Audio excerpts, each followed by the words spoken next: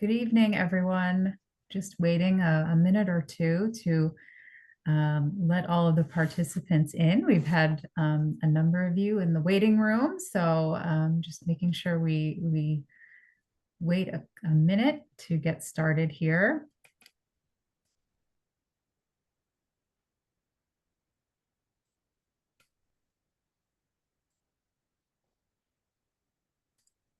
Okay, I think I'll go ahead and get started. So good evening. My name is Jennifer Tafe. I am the director of the Museum of American Bird Art, or MABA, at Mass Audubon. And I'd really like to thank you for joining us for tonight's lecture. Tonight is the fourth in our free fall online lecture series, The Art of Birds.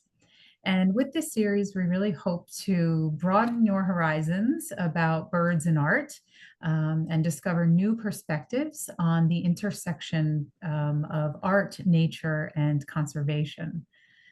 After tonight, we have two more exciting lectures in the series this fall. And we hope that you'll join us for those talks as well, registering for free on our website at massaudubon.org/MABA, M-A-B-A. And for those of you who are somewhat new to our museum's community, I encourage you to visit our website and learn more about all of the exciting programs and activities we offer, and to learn more about the new museum building we are planning to build in Concord, Massachusetts. And I'd like to thank our supporters and remind our audience that it is people like you who make these programs possible. So I would welcome you to please consider making a gift to the museum so that we can bring amazing lectures like Rebecca's tonight to you. I'd like to extend a special thanks to AJ, our IT manager, and to our marketing staff for making this series happen. And finally, we welcome and encourage your questions. So please enter them into the Q&A function at the bottom of your screen, and we will get to those at the close of the lecture. So without further ado, I am so pleased to introduce tonight's speaker, Rebecca McGee Tuck. Tonight, Rebecca will share her exciting and interesting path from artist to environmental advocate, while also sharing how her work collecting and transforming marine debris started with walks along the wrack line. And along the way, Rebecca found herself not only creating art, but connecting with communities and organizations fighting for environmental justice. From the shoreline to the steps of the Capitol in Washington, D.C., her journey is shaped by the objects left behind and what we choose to do with them. Her talk will encourage us to reflect on our own role in shaping a more sustainable future. Rebecca is a fiber artist, sculptor, and a dedicated ocean activist. Her work serves as a visual narrative, transforming discarded material from our, and I love this, our throwaway society into environmentally aware works of art. Rebecca's collaborative project, Sculpture Monster, Creature from the Plasticine Era, was featured in Fiber Art Now magazine in 2024, and her work has been juried in exhibitions across the Northeast, including at the Cape Cod Museum of Art, Fitchburg Art Museum, Boston Sculptors Gallery, Viridian Artist Gallery in New York, and the St. Botolph Club near here in Boston. Rebecca has also held artist residencies at the New Bedford Whaling National Historic Park, UMass Dartmouth, and the Cuttyhunk Island Residency. Her series, Along the Wrack Line, addresses the pressing issue of debris and plastic pollution on New England beaches, highlighting the environmental challenges faced by our coastal regions. Rebecca is also an MFA candidate at Clark University. We are so excited to have her with us here tonight. Please welcome artist, activist, Rebecca McGee Tuck. Hello, everybody. Let me get through the business of sharing my screen. And, oops, my slideshow. Sorry. Okay. Hello, everybody. Um, Thank you for joining me this evening, and thank you so much to the Museum of American Bird Art and to the Mass Audubon Society for inviting me to speak here tonight. My name is Rebecca McGee Tuck, and I'm a fiber sculptor and artist who works primarily with materials that would otherwise be put into landfills. Today, I want to walk you through why materials matter and how my material obsession transformed into environmental activism. I didn't start out thinking I'd be an environmental activist. I started by responding to materials. It must have begun in the early pandemic. Actually, it was before that, but it got more regular during the pandemic times. I spent a lot of time walking the shoreline of the south coast of Massachusetts.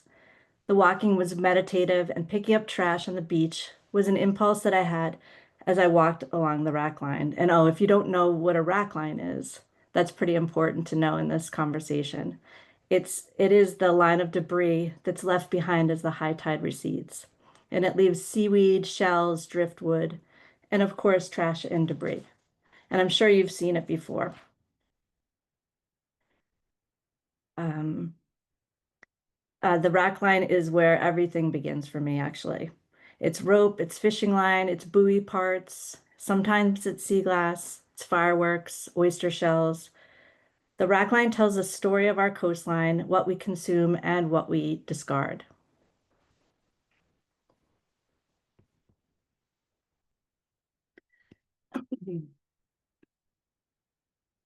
If you find yourself in Marshfield or Scituate in March through November, chances are that you'll find me on the beach with my canvas bag and a knife. I collect 5 to 50 pounds of debris when I'm walking the beaches. If there's a nor'easter passing through, you'll see me on the beach walking the day of after the storm. These storms send in so much, and I begin to notice a lot of patterns with these storms.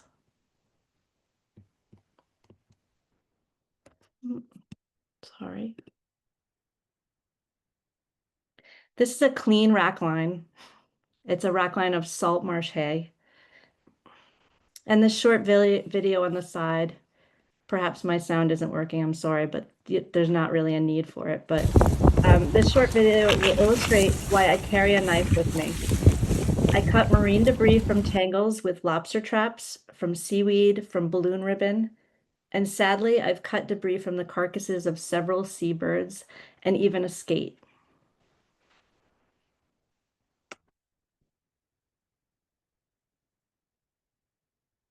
Why materials matter. And materials matter because material isn't passive, isn't just stuff.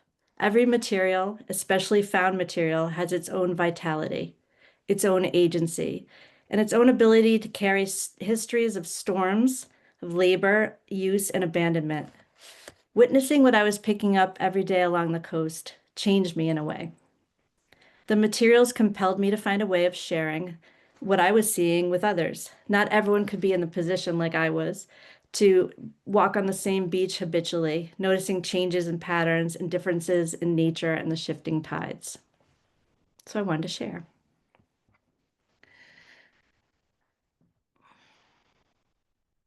Here's an example of sea tumbleweed, as I call it, a sea tumbleweed of marine debris. Some are manageable, like this size here. Some are huge and enormous, and they'll take me several days to cut apart. I usually cut pieces off, and afterwards I'll collect them and clean them, and I'll sort them.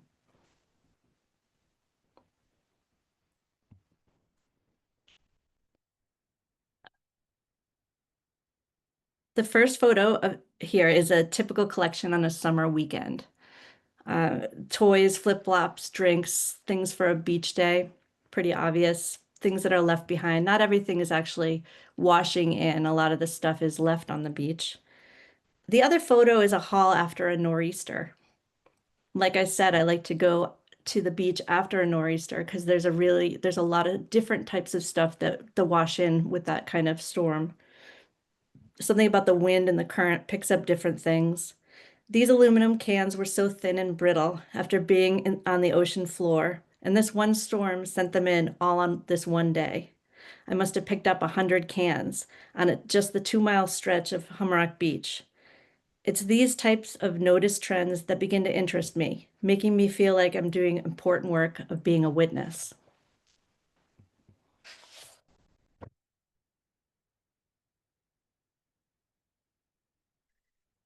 The process to get materials to a place where I can work with them is slow. Gathering, sorting, cleaning, deconstructing. I usually leave them in the driveway and have the rain and sun clean away the organic matter, sand, and smell. I then sort it by color, by texture. I take out what needs to be thrown away. Then I recycle what I can. And finally, I'll keep what I can use.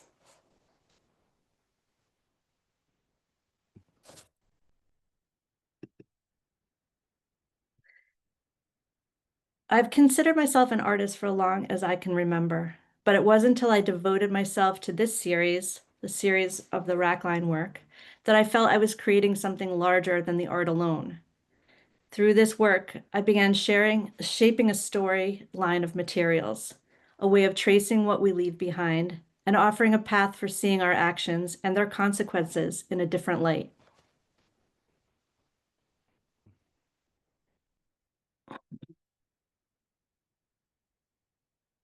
These are two of the first pieces that I created with the debris that I was collecting.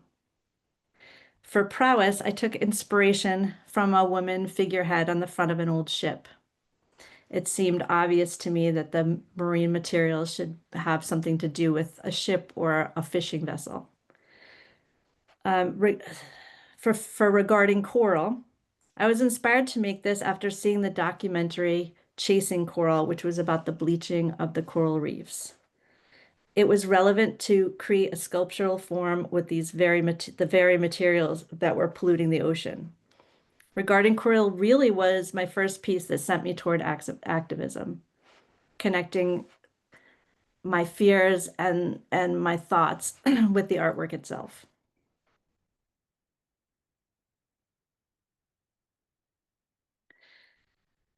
As you can imagine, I had amassed an enormous amount of material.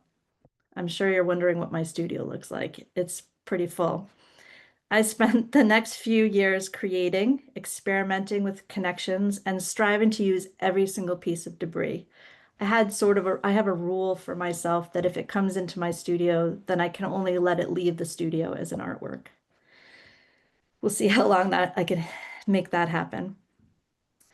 Comments from people seeing my work made me realize that not everyone had this front row seat to what was washing in. The more unusual the materials, the more questions I got. I started enjoying the conversations about the materials and found them to be a way of sharing my experiences.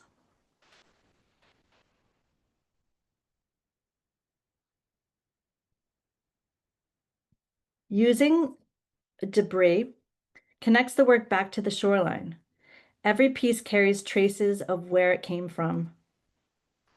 This piece is talking about the rising of the tides that I've been witnessing along the coastal homes of the South Shore.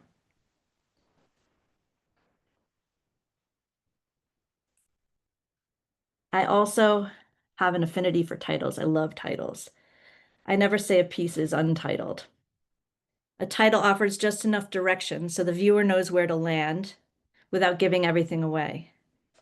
Here I'm thinking of us, you and I, as a lighthouse, as lighthouse keepers, staying alert and staying present and choosing the act before the tide turns, choosing to act before the tide turns. Fathoms is a measure of depth in the ocean, and this is a number that I imagine to be deep and dark and full of life and hopefully devoid of debris.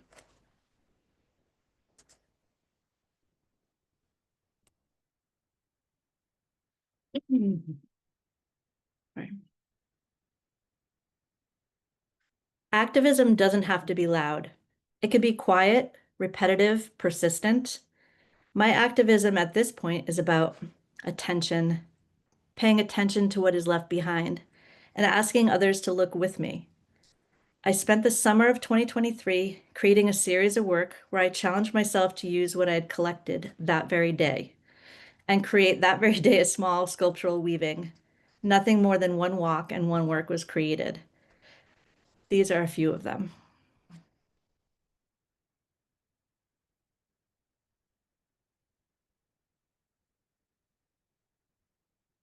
I don't buy anything new if I can avoid it. I buy only connectors like wire, thread, steel, and sometimes wood, but often I find wood. The limitations of debris push innovation and demand creativity. When I showed this piece to Laura Ludwig from the Center for Coastal Studies, she informed me that the orange lobster piece in the sculpture right in the center is thicker and coated by hand to protect it from rusting. This predates the materials that are used now that are manufactured and plastic coated. I found this transfer of knowledge to be so exciting. Like uncovering a secret, my work now has a sense of history or reliquary. Now it lets me invite others to talk about the fishing industry gear that I know about. I guess I'm quite a expert on trash or connoisseur of trash now.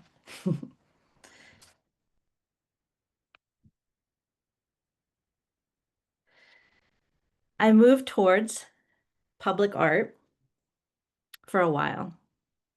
It's a different frame of mind. It needs to be sturdy, protected, and safe. Public art creates access. It allows more people from more backgrounds and experiences to encounter ideas that might otherwise stay inside museums or galleries. These are two of my first outdoor works. The bases are welded steel, and all the materials are crowdsourced or collected from my family or my neighbor's family's waste stream.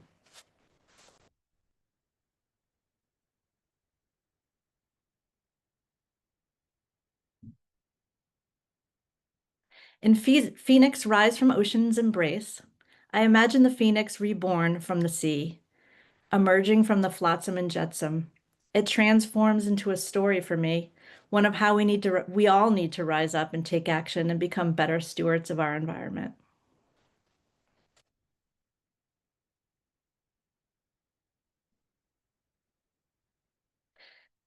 Tideborn is another piece that holds a material storyline.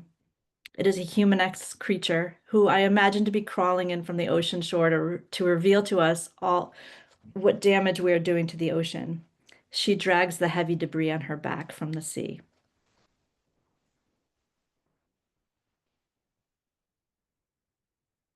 Here are a few other images of Tideborn. I hope to photograph her on the beach. This is what I had for you today, but that'll be coming soon.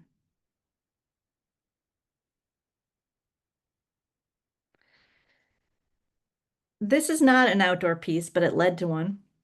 I'll say that this sculpture sparked one of my new favorite ongoing projects. This gumball machine was such a hit and an interest to children when I exhibit it that it gave me an idea.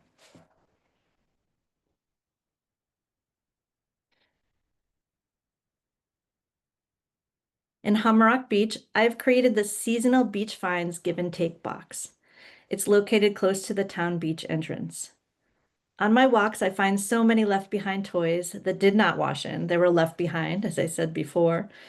In the spirit of a little free library, this piece came. The box has been open for 4 years, just during the summer months. I leave toys, golf balls, goggles, and other unusual finds that still can be used. People come and take what they can use, and they often leave something they found on the beach that day. The information in the box talks about leaving only footsteps on the beach and talking about how even plastic toys are harmful if left to break down by the sun in salt water. I felt like with this interactive piece, I was helping families have conversations about plastics in the ocean by beginning the conversation with something tangible like the beach toys that they were using. I put together a little video of it because it's fun to see.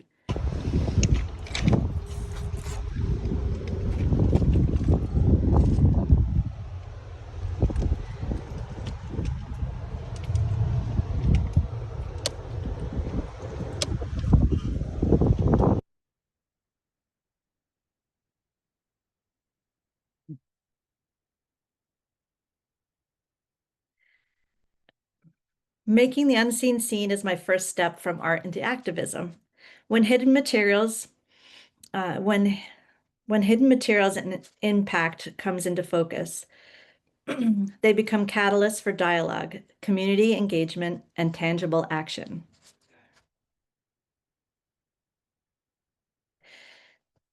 This piece is called Altering Course, and it began with my curiosity to find out more about the nautical flag alphabet. The nautical flag alphabet is a visual language of warning and guidance used for communication by sea vessels. Replacing the warning with an environmental message, I'm spelling out the word Earth is life. Each flag is quilted, single-use plastic. No matter how careful and mindful I am, it's hard to escape single-use plastic in my life.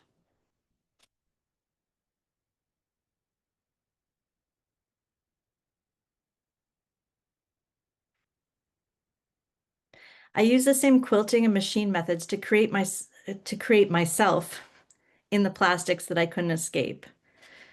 I want to ask you, if you think about your trips to the grocery store, do you find it as hard as I do to find things that aren't completely wrapped in plastic, even a baked potato wrapped in plastic?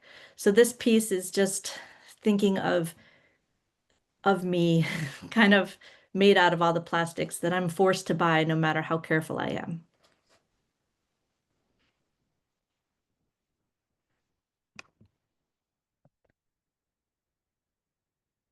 Putting people or the human form into my work was not something I had done before. I think that I can pinpoint the viewing of this film, We're All Plastic People Now, as a catalyst for this edition. As with the documentary about the bleaching of the coral reef that I mentioned before, I was inspired to add figures into my artwork in response to this new knowledge and horror that the plastic is actually inside of us now.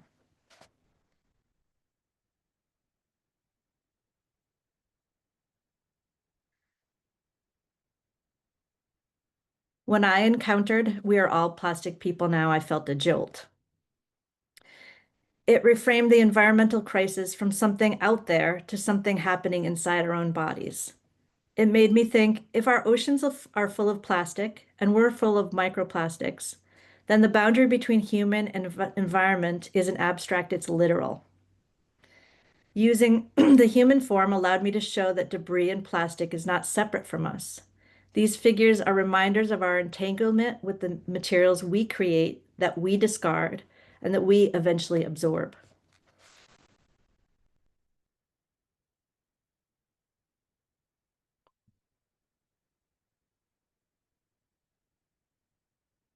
Moving back to materials.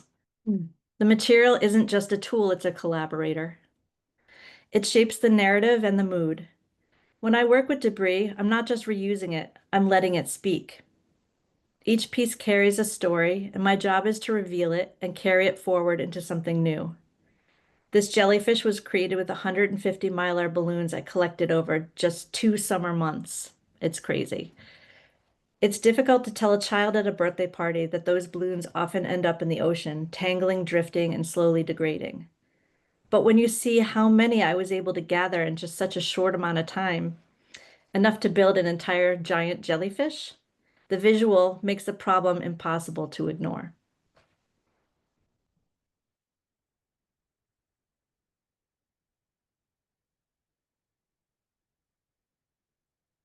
This piece is called The Day After, because the morning after the 4th of July has become a massive cleanup effort. People celebrate on the beach, lighting fireworks and leaving behind what they don't realize will remain for years. On my walk the day after that holiday, I collected 5 contractor bags full of this material. It's the styrofoam packing from fireworks. What used to be cardboard 20 years ago, that's what they used to pack the fireworks in, cardboard. That packaging would naturally break down, of course. Now it's all forever foam, lightweight enough to blow into the ocean and durable enough to outlast us all.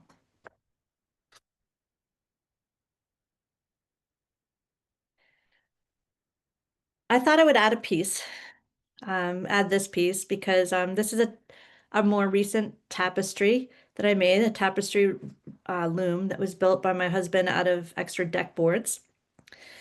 This piece was created while I was at a residency in Provincetown, and I had time to work just solely on this piece. So I was able to record some data that I wouldn't normally be able to record. I recorded just how long it took me to create this weaving, and I marked 70 hours of weaving. This does not include unwrapping, it doesn't include cleaning, and it doesn't include the collecting. This piece is called Threshold Fast. Oh, I wrote it there. In collaborative projects, new eyes reshape both the art and the issue at hand. Working alongside others opens up perspectives that challenge assumptions, create dialogue, and make environmental problems more visible. It's this shared seeing that pushes the work from personal expression toward collective action. I also enjoy the exchange of stories that are sparked with each group I work with.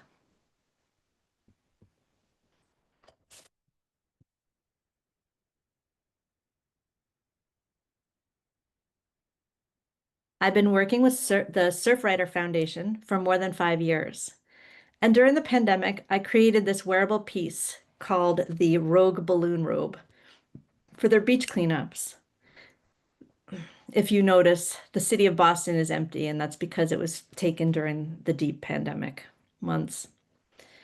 Wearables offer another way for art to function, not just as an object, but as an intention grabber, a catalyst, something that invites conversation and draws people into the work and to the issues.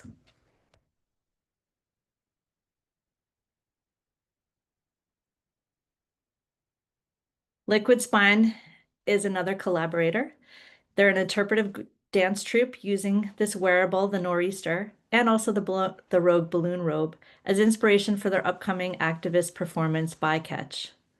It's an example of how work can move beyond the gallery, becoming a catalyst for movement, storytelling, and environmental awareness.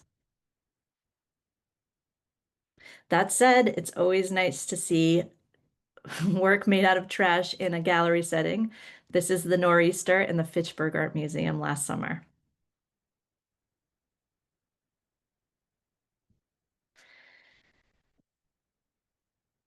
Another wearable I created was worn by the director of the New Bedford Whaling Historical National Park when she was nominated as Mother Ocean and chosen to lead the Earth Day Parade. Seeing the piece activated in that context, carried through the streets as a symbol of stewardship and community, reminded me how wearable art can become a living part of environmental storytelling.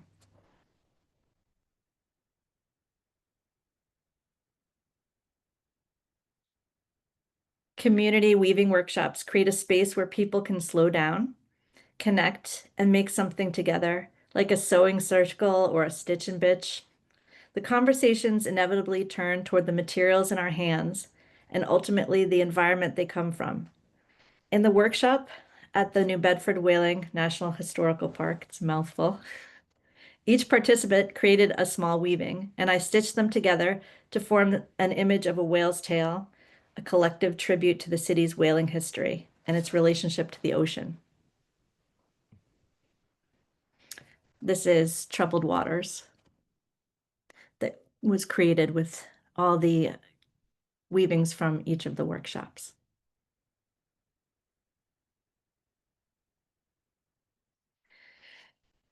Working with teens also reminds me that the future is already at the table. They bring curiosity and honesty and a drive to protect the world they're growing up in. These workshops give them a way to turn that awareness into action.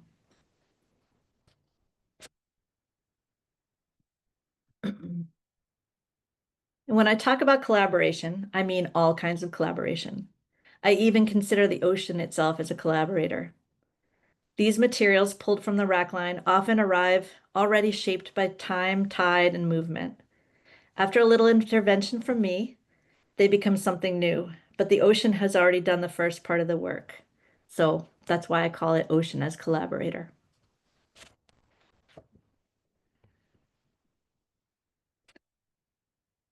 Activism. Finally. This is where the work moves beyond the studio, where materials become messages and making becomes a form of advocacy.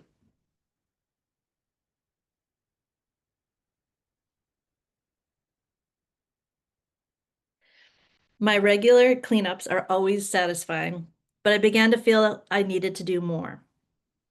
That led me to the Greater Boston Harbor Island cleanups in September 2024 and 2025 with the Center for Coastal Studies. These efforts expanded my understanding of scale, showing how individual action can grow into collective impact and many hands work together.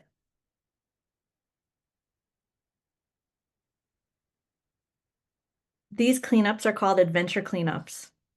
We're taken out to the Boston Harbor Islands, places that have been collecting debris for decades.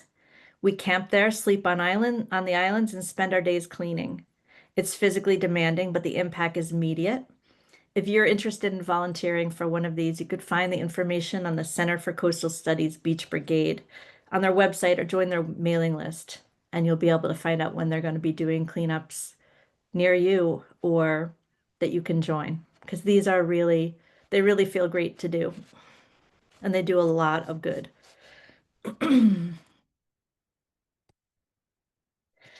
On Cuttyhunk last year, we removed several barges worth of abandoned lobster traps that had washed ashore and had been degrading into the land. Seeing that many traps piled together made the scale of the problem impossible to ignore and shows how important these cleanups are.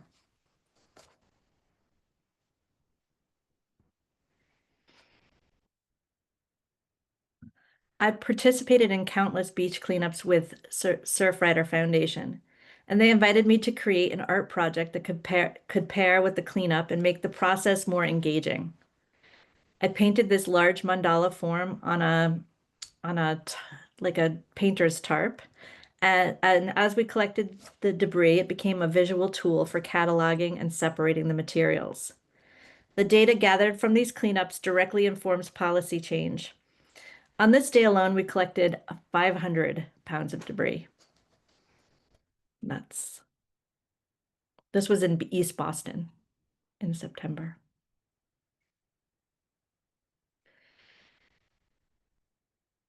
Through Surfriders Coastal Recreation Hill Day, I've been invited twice to join twice with advocates and community members at the Capitol to speak directly with lawmakers about protecting our beaches and waterways. As someone who spends so much time gathering materials along the rack line, I felt it felt meaningful to bring that perspective into the policy conversation, linking my studio practice directly to environmental advocacy. If you could see the little green in the center, the very center, that's me. It's my important business green jacket that I wear when I'm doing things like this. There it is. During our 2023 Hill Day, our Massachusetts Surfrider representatives met directly with the office of Senator Elizabeth Warren, Representative Catherine Clark, Representative Seth Moulton, and Representative Bill Keating, who represents much of the South Shore where I do my walks. We spoke about our firsthand experience with plastic pollution and its impact on our coastline. I was the only artist in the group, joined by a scientist, a civil rights attorney, and a tour guide. Together, we presented a united front, sharing stories, data, and ocean-friendly policy recommendations with the lawmaker.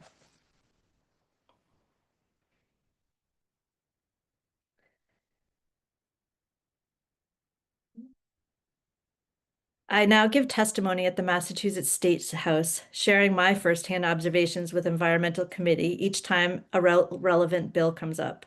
I've spoken on the Break Free from Plastic Pollution Act, producer responsibility legislation, and efforts to expand the plastic bottle bill. Those are just to name a few. Bringing an artist perspective into these discussions feels important, actually, another way to make the unseen seen.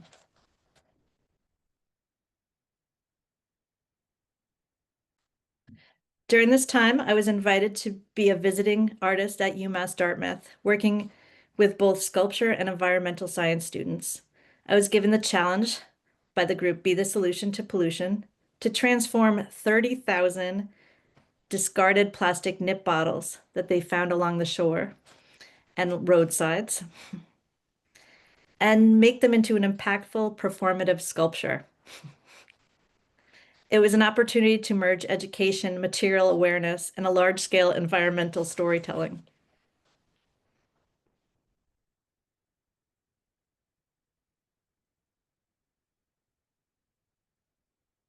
It took months of planning, brainstorming and building, meetings, artist talks.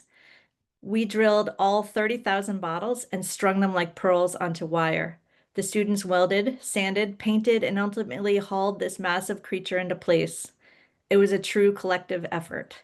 Part sculpture, part performance, and entirely about transforming waste into impact, talking about what is actually happening. These bottles were collected from the coastline of near UMass Dartmouth and the surrounding areas. There had been arguments to get rid of them, to make them out of glass, or to add a deposit to help them be picked up. So this was part of the conversation that was happening right then. Here are a few photos of the process.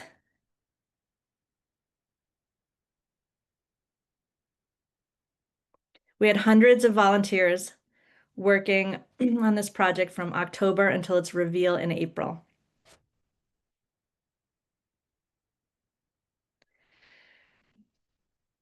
Full classrooms of students, weekend volunteers, and people who were interested in Crazy Nip Bottle project that was happening in the hallways of UMass Dartmouth. The project grew into something much larger than any of us expected. It was covered in newspapers, and I was interviewed on podcasts and radio shows about the work.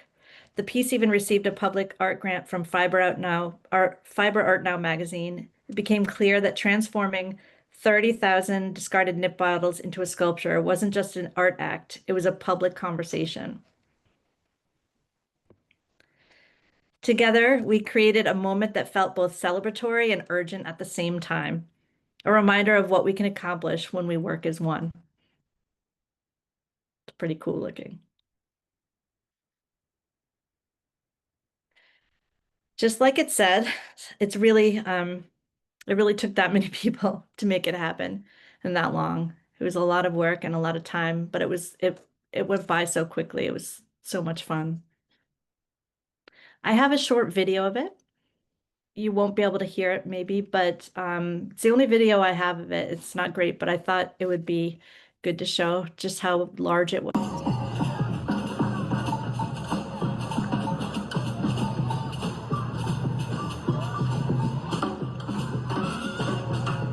It was a full city block long.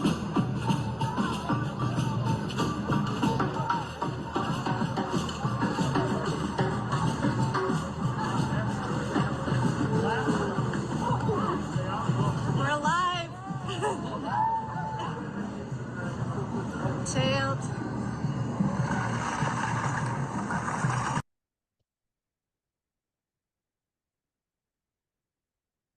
Sorry about the sentence. This sculpture directly connected policy to art, turning a legislative issue into a physical, undeniable presence.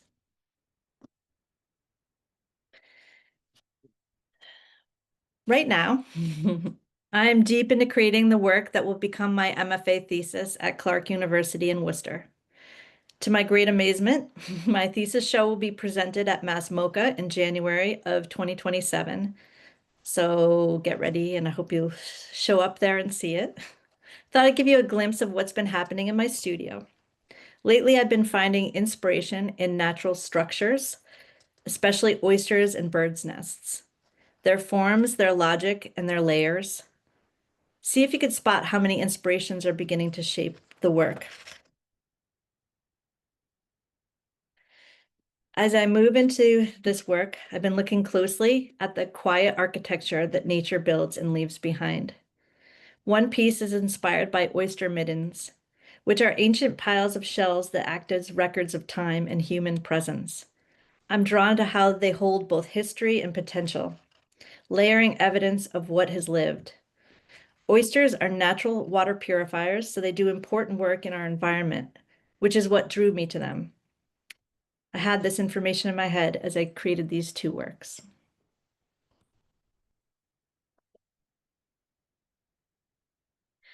These pieces are made with sea-worn bricks and woven basket forms. They are rooted in my thinking about how oysters and birds survive in unforgiving places. Oysters clinging to rocks in pounding tides, and birds building nests in spots that seem almost impossible to set up. I'm interested in that tension between fragile and determination, how life holds on by adapting to whatever the environment gives.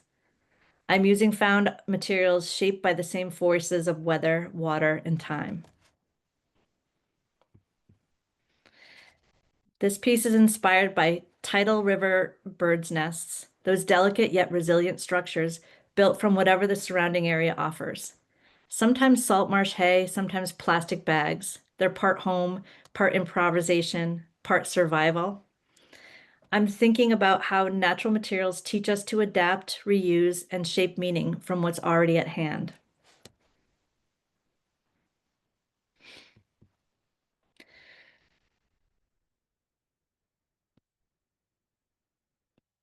Sorry. Oh, sorry about that. This piece is influenced by the way hermit crabs have begun using plastic bottles and other debris as their homes. Mm. A shift that's becoming pretty common, at least on my Instagram feed. I'm thinking about how these creatures adapt out of necessity, shaping our waste into their survival strategy. It's a reminder of how deeply our discarded materials come into the natural world and how resourceful and vulnerable these small animals are. And finally, this piece is very new and still very much in progress. I've been exploring the unexpected connections between lichen and oysters, two organisms that quietly recycle, filter, and regenerate their environments. I'm interested in how both are nature's environmental cleaners, oysters filtering water and lichen absorbing what's in the air and breaking down what they grow on. This sculpture is kind of a looking glass into the future, a way of asking what we can learn from these natural recyclers. How can their slow, persistent labor guide forward to a more sustainable way of living? I'm still figuring it out, but that's the direction my work has been going these last few months.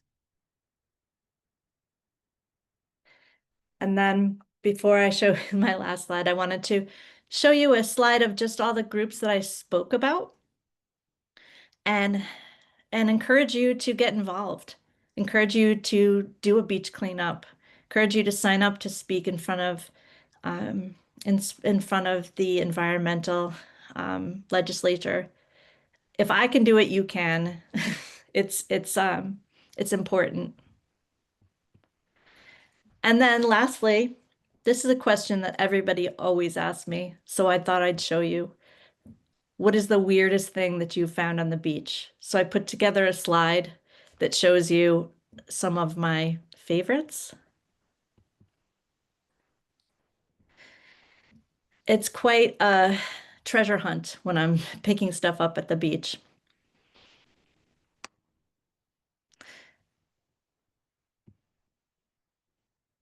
And I wanted to thank you very much, and I hope you have questions for me. It's been a real pleasure to tell you about my process.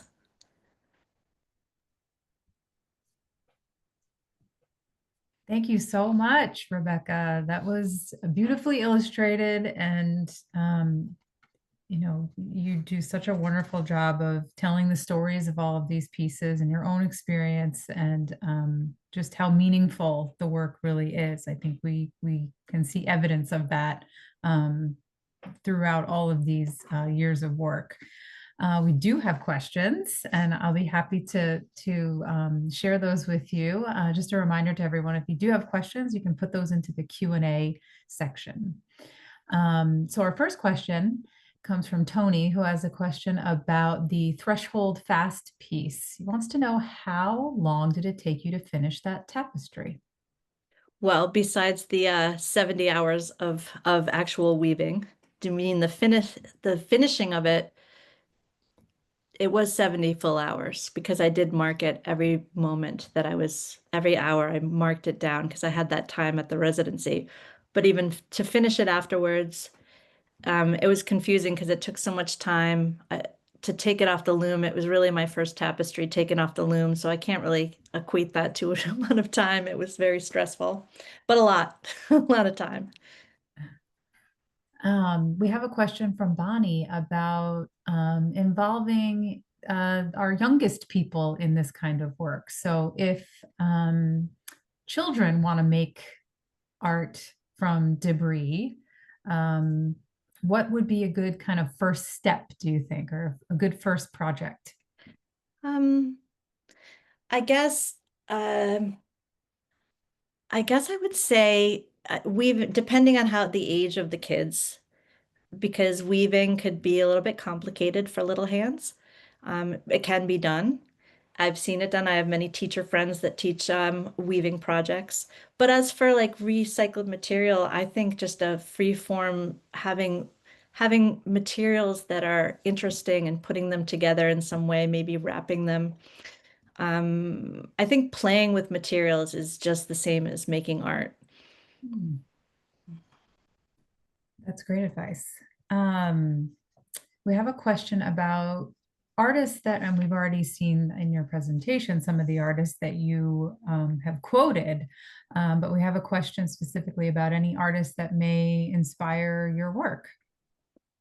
Yeah, I have yes, I have many inspirations, and I would say some of the greatest would be El Anatsui, and he is an African artist who is working with all re material that is trash material in his country. He makes these beautiful tapestries that transform the materials. They just look like jewels. And then Mary Mattingly is a really great inspiration, and she is a an artist who does more, I guess, installation social sculpture. She's made a piece called Swale, and which is in New York City, where it's a growing garden that's on a barge, and it's made in order to kind of circumvent the rules that's in New York City that say that you can't have fruit trees or growing vegetables or anything on public lands. So it's on a barge. So those are Hmm, the types of things that I are pretty inspiring to me. thank you. We have a question about hope. So, with all of this work you do, how do you find hope and communicate hope through your work? I know that's like a conundrum, I guess, because I don't want to have my art make you feel dread. I'm hoping it's hopeful. I like to have it be, oh, I just you have to take a little bit at a time. Like my walks are just one person's walk. I know that maybe just makes me feel better, but I do a lot of good just one person, and it becomes infectious to other people. So, so I guess the what I have to say about hope is just to be active, whether it's making art, whether it's going to a cleanup, or whether it's like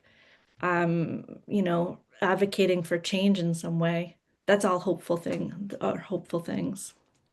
Yeah, that's great. And I think too, just in the materials, as you've said many times, that the material becomes the message, right? And that, your work really makes these problems impossible to ignore. And there's something so familiar about the materials, of course, right? That there are materials that, I think it shows how we can make a difference, right?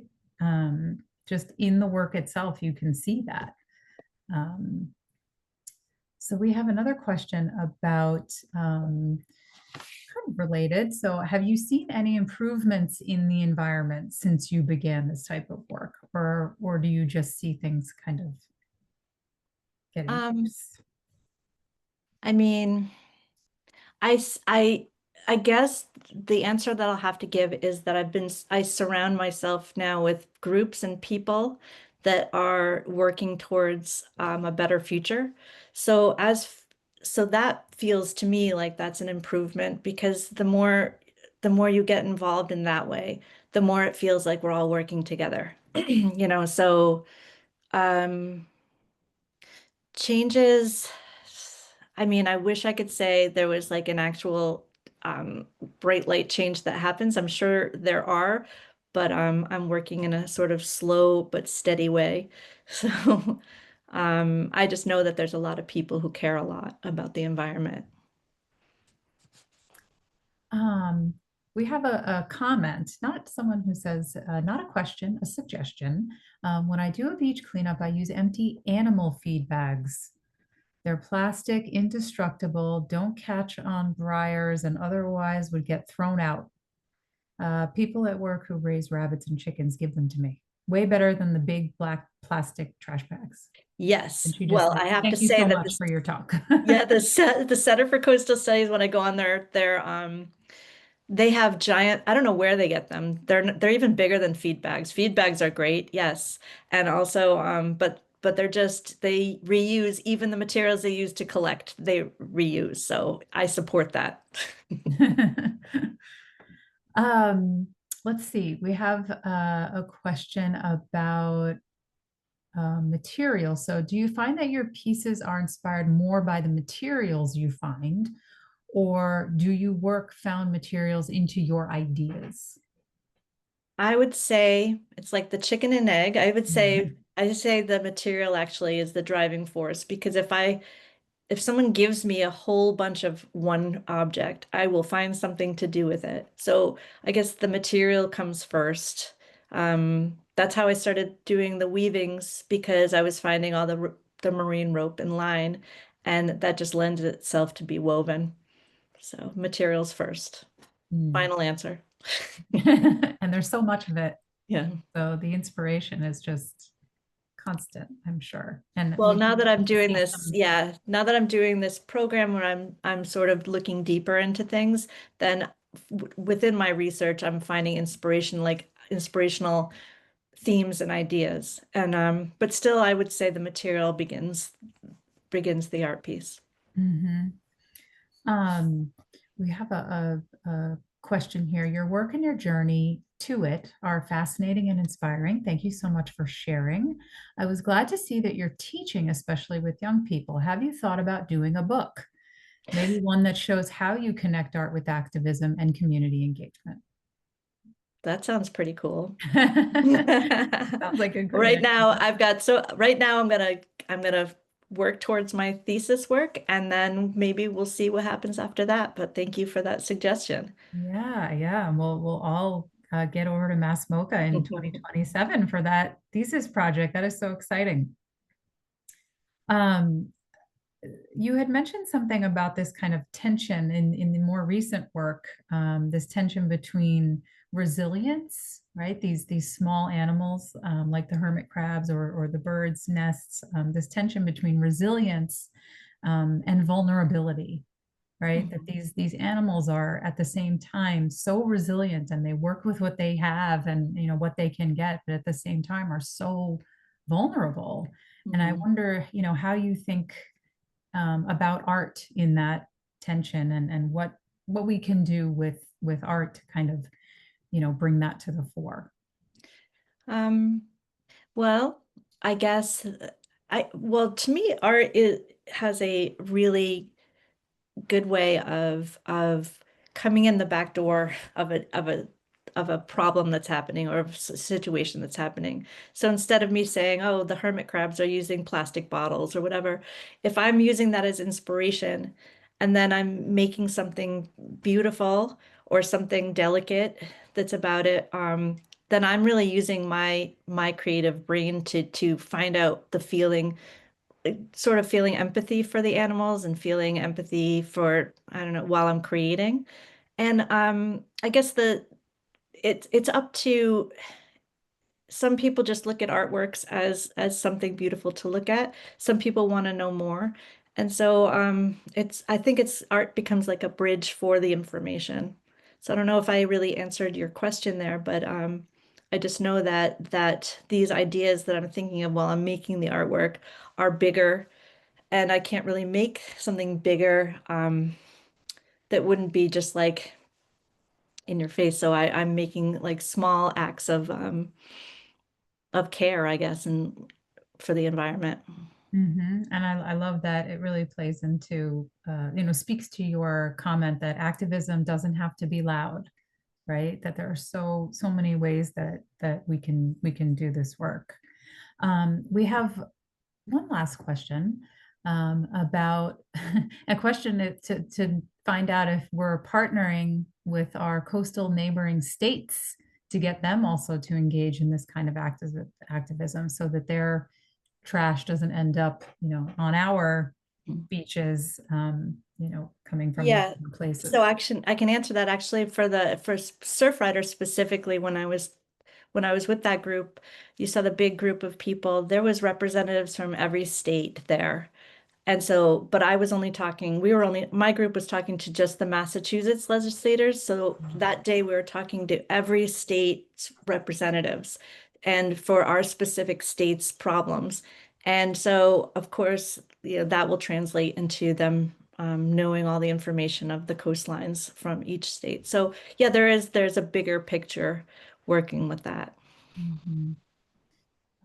Well, this has been really wonderful. Thank you so much, Rebecca, for sharing your stories with us, and your incredible work that I think we can see is already making a difference, in all of these different communities. It's bringing people together.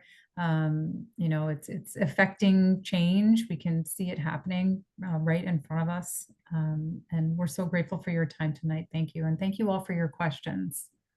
Thank you, everybody. Thank you so much. And yeah, thanks for your questions. It's been really great. Have a Yeah. great night. Rebecca's wonderful talk has been recorded, so that'll be posted on our website so you can watch it again, and you can also share it with friends and family.